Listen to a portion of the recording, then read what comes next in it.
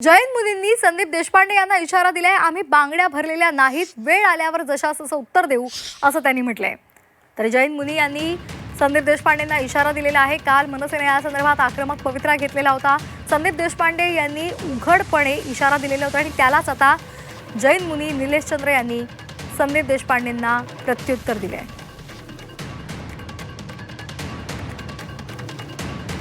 जैन समाज शांति प्रिय है।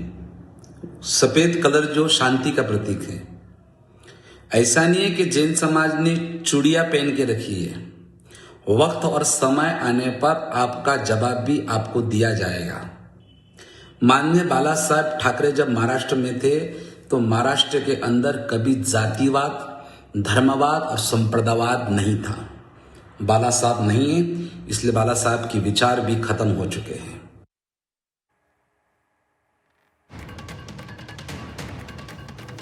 तर गिरगावमध्ये पांढऱ्या पट्ट्या मारल्यामुळे आज पुन्हा एकदा या संदर्भातला मुद्दा तापलेला आहे।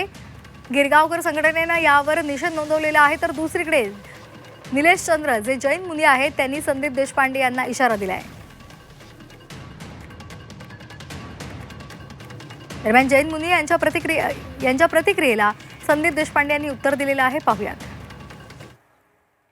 जी महिलांबद्दल असलेली मानसिकता आहे की महिला या कमजोर वर्गाचा प्रतिनिधित्व करतात, ही मानसिकता या मुनींमध्ये आहे आणि तिथेच हा खरा अडचणीचा भाग आहे।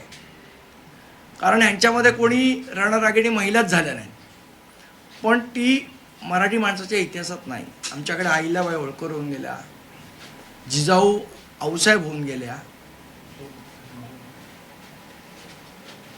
झाशीची राणी झाली।